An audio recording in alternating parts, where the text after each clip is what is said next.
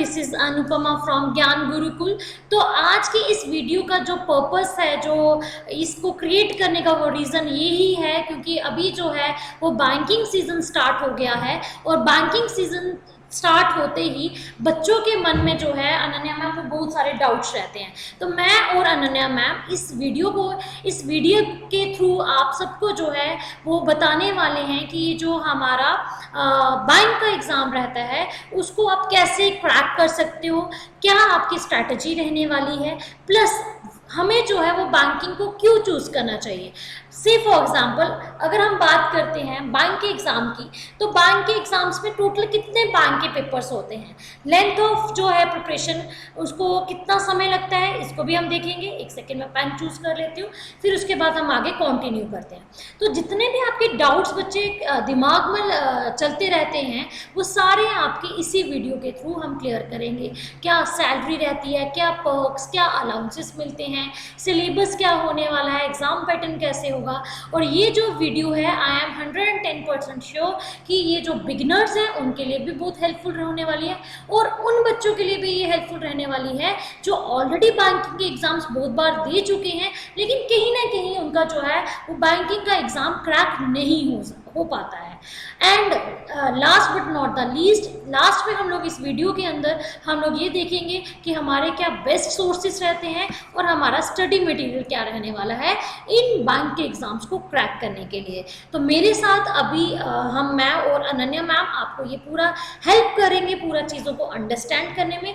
आगे का जो प्रोसेस है वो अनन्या मैम आपको समझाएंगे कि क्यों हमें बैंकिंग चूज़ करनी चाहिए। सबसे पहले हम इसके ऊपर बात करेंगे कि बैंकिंग क्यों, क्योंकि एज आप सबको पता है आप लोग ग्रेजुएट हो, आपके पास ग्रेजुएशन के बाद बहुत सारे ऑप्शंस है। We have the JKSSB, SSC, we have the JKPSI, we have after graduation आपका CUT PG होता है। लेकिन मीन टाइम पे बैंक के भी जो है वो नोटिफिकेशंस आना शुरू हो जाती है और बैंकिंग सीजन जो है वो स्टार्ट हो जाता है। तो क्यों हम बैंकिंग चूज़ करें, सबसे पहले अभी जो है वो आपको अनन्या मैम इस वीडियो के थ्रू बताएंगे। हेलो एस्पिरेंट्स, पहले हम डिस्कस करने वाले हैं कि हमें बैंकिंग चूज क्यों करना है। बहुत सारे पॉइंट्स हैं जो आपको ये बता सकेंगे, एक लाइफ चेंजिंग क्वेश्चन को आंसर कर सकेंगे कि क्यों बैंकिंग हमें चूज करना चाहिए। सबसे पहला ऑप्शन, करियर अपॉर्चुनिटीज, आपकी ग्रोथ बढ़ाने के लिए, आपको नए नए स्किल सिखाने के लिए हम बैंकिंग को हमेशा सिलेक्ट करते हैं। दूसरी चीज है हमारे पास एक जॉब की स्टेबिलिटी होना, एक डर खत्म होना कि पैसे आएंगे, हर महीने आएंगे, कहीं चले नहीं जाएंगे, इकोनॉमिक इंपॉर्टेंस होगी, इसलिए हम बैंकिंग को चूज करते हैं।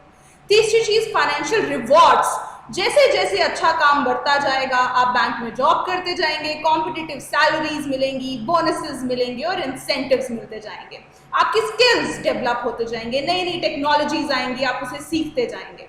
नेक्स्ट है हमारे पास नेटवर्किंग अपॉर्चुनिटीज। रोज आप रोज ना रोज किसी ना किसी से मिलेंगे, नए नए लोगों से मिलेंगे, अपने क्लाइंट से मिलेंगे, क्लाइंट इंटरेक्शन होगी, प्रोफेशनल नेटवर्क आपका बढ़ता जाएगा।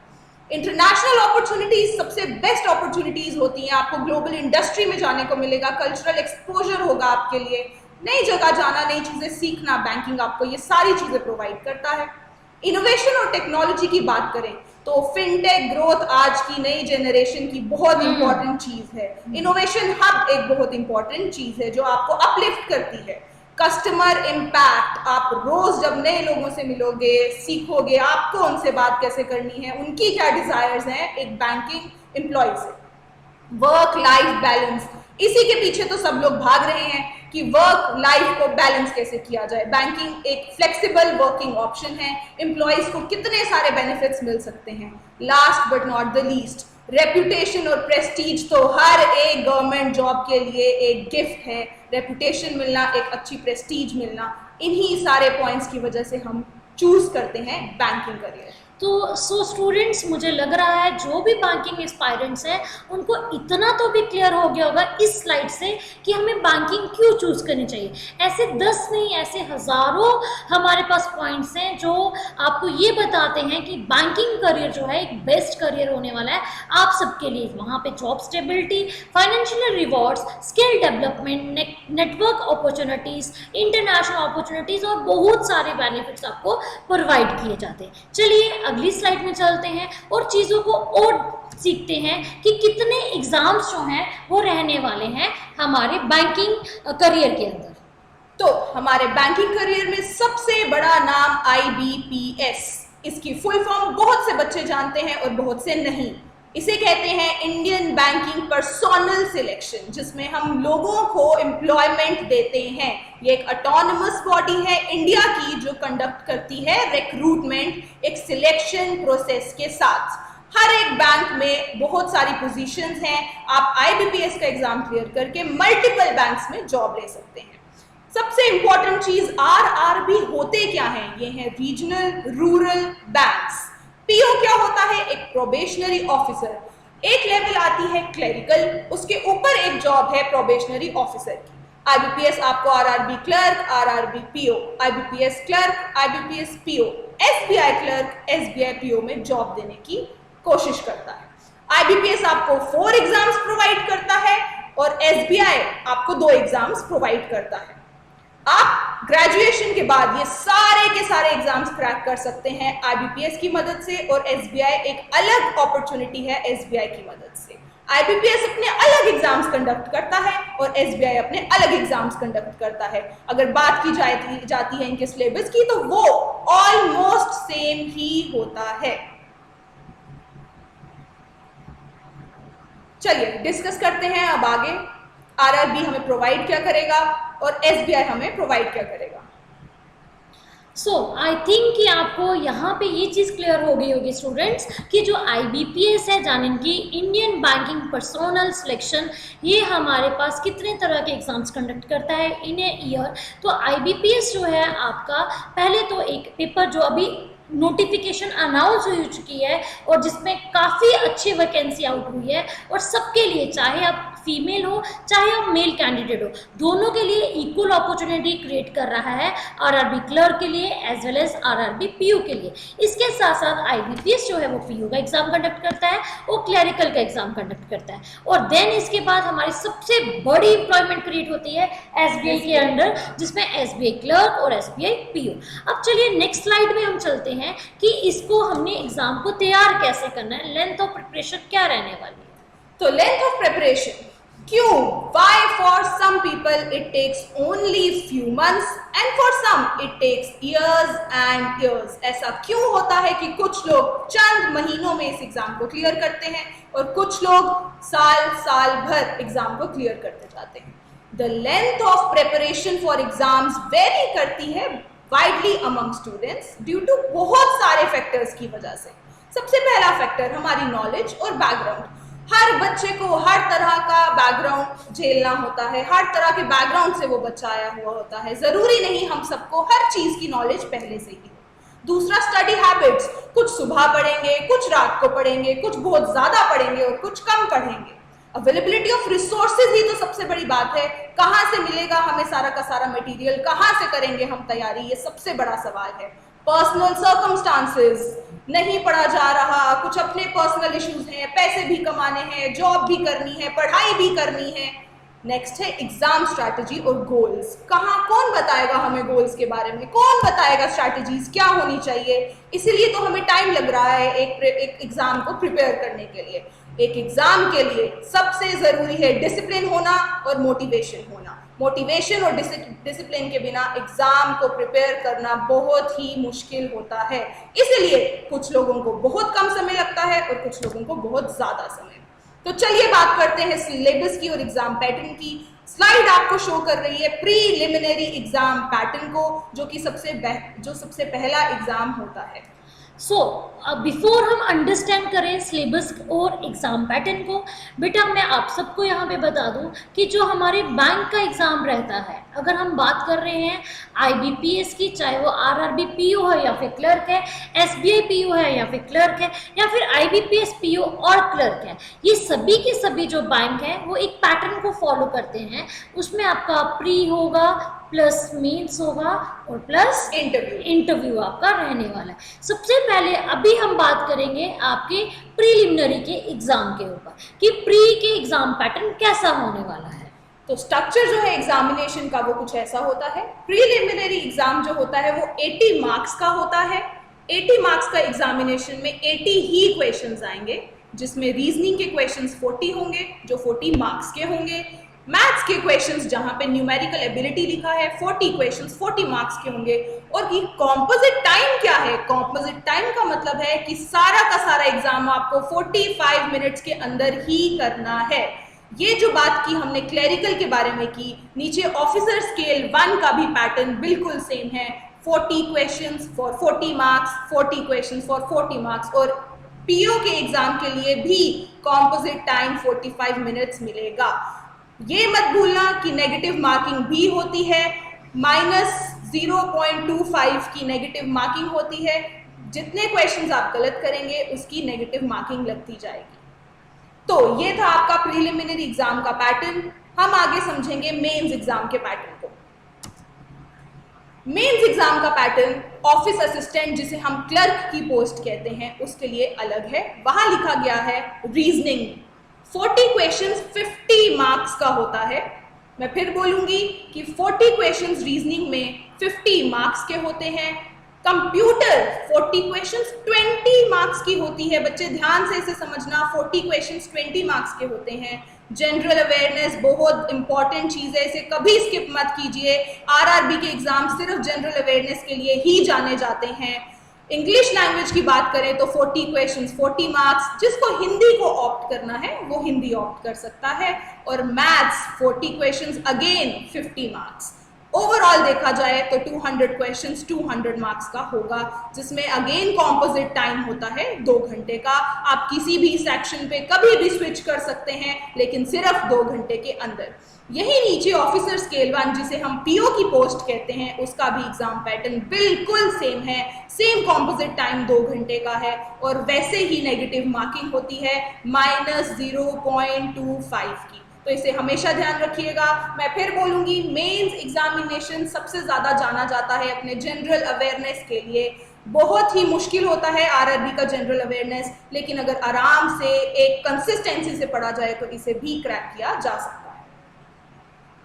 और पीओ के लिए भी सेम पैटर्न रहने वाला है, जैसे कि मैम ने आपको एक डिटेल में ऊपर बताया है कि reasoning will consist of the 40 question with the weightage of the 50 marks, computers with the 40 question with the weightage of 20 marks, GA with the 40 question with the weightage of 40 marks, again with English with the total number of questions will be the 40 and weightage will be the 40, then aptitude में हमारे questions रहेंगे 40 and weightage रहेगी 50।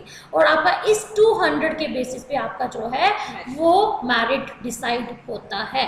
ठीक है बेटा, अगर आपको ये सब चीजें क्लियर हो गई हैं तो चलिए आगे बढ़ते हैं।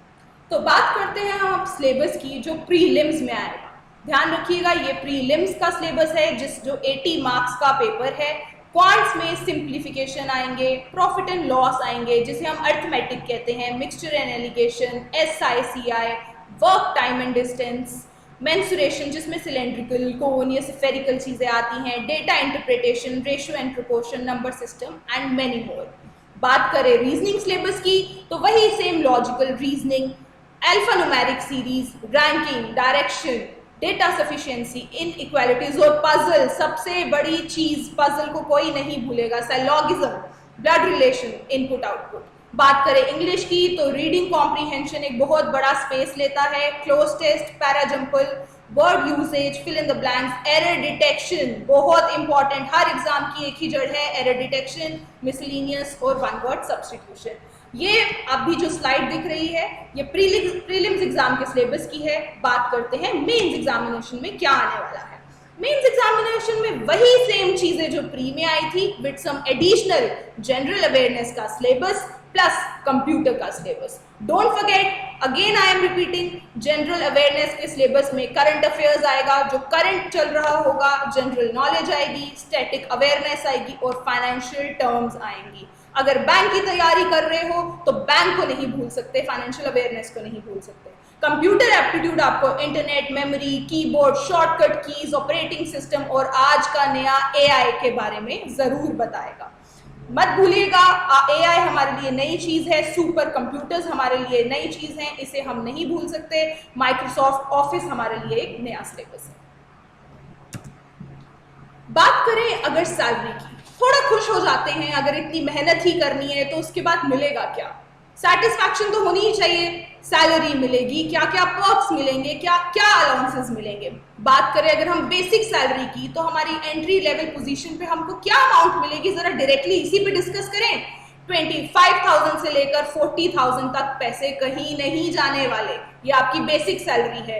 इंक्रीमेंट्स तो मिलेंगे ही, regular increments are provided based on performance. अच्छा काम तो इंक्रीमेंट्स बढ़ते जाएंगे। बहुत बार सुना होगा DA. What is DA? Dearness allowances, adjustment होती है इन्फ्लेशन की। महंगाई बढ़ेगी तो बैंक वाले मदद जरूर करेंगे। डीए होती है cost of living adjustment, allowances दिए जाते हैं।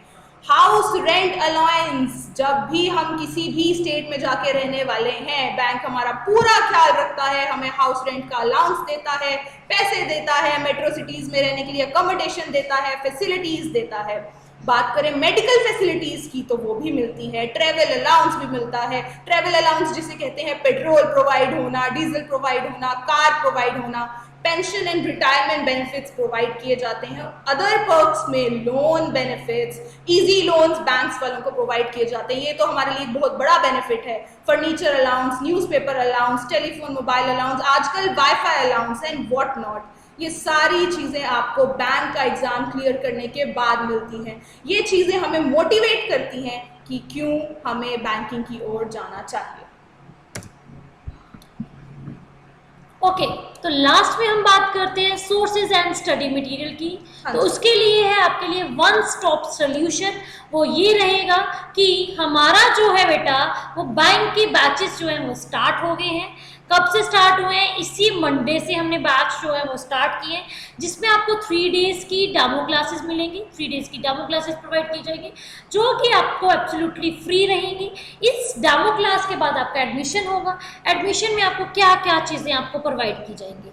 तो सबसे पहले अगर मैं बात करूं, आपको स्टडी मटेरियल इंस्टीट्यूट की तरफ से मिलेगा।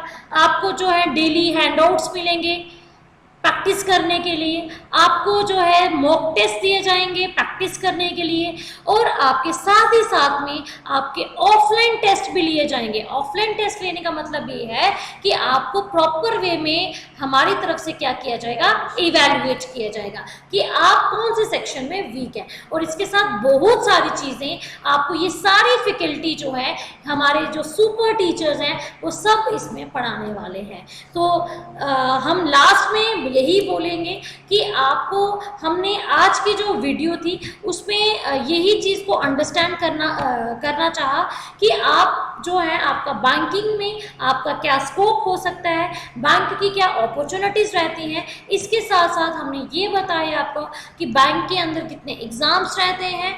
देन प्लस हमने आपको एक एग्ज़ाम पैटर्न बताया, प्रीलिम्स का पैटर्न बताया, और उसके बाद मेंस का भी पैटर्न बताया। उसका सिलेबस भी डिस्कस किया कि क्या सिलेबस होने वाला है। इसके फर्दर भी आपको कोई भी कंफ्यूजन है तो इसके लिए घबराना नहीं है, क्योंकि ये सभी टीचर्स आपके साथ हैं, आपको असिस्ट करने के लिए, आपको हेल्प करने के लिए, और आपका बैंकिंग का एग्ज़ाम जो है वो क्रैक करने के लिए। फर्दर कोई भी आपको इन्फॉर्मेशन चाहिए, आप कभी भी इस नंबर पे व्हाट्सएप कर सकते हैं या फिर कॉल कर सकते हैं। तो लास्ट में हम दोनों जो है आपको थैंक यू बोलते हैं। Thank you.